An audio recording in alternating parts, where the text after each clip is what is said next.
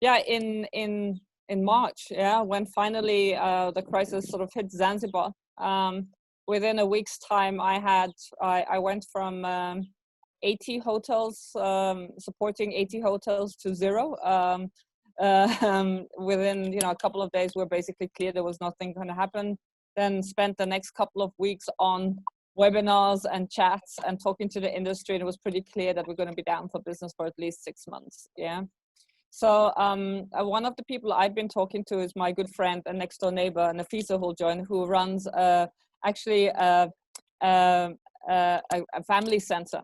And she'd been talking to me about Corona since January. She'd been telling me, like, if this ever hits us, she kept on telling me, this is going to come our way, this is coming away. I was like, you're a hypochondriac, you're a germaphobe, this is never going to happen, And then all of a sudden, when I saw Italy, I go like, okay, I know what you're talking about. I immediately got on to the barricade, started calling everybody, and people were still going like, what are you talking about, And so, yeah, anyway, so somewhere between her getting ready in February about educating people here because nothing was happening. So she was the first one telling people to stay safe, talking to people like Hannah, how we can inform the communities how to wear masks, to wash, hygienes, personal distance, all of that.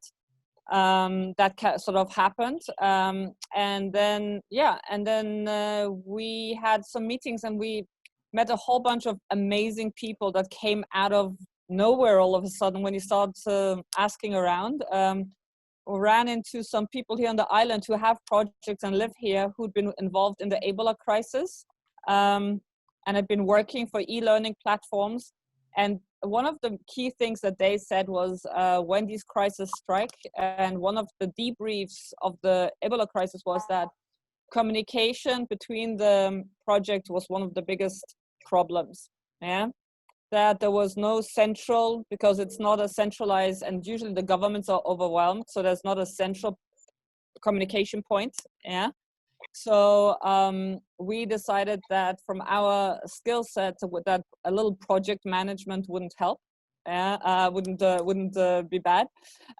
So that's what we did. We set up a group that we called 2020. It was an Excel sheet at the beginning, just adding all the resources, all phone numbers, everybody who get involved, who has that, who knows that. And then we started gathering information. And that's how we met Hannah, who's been running a community project together from I think March, Hannah, right? Yeah.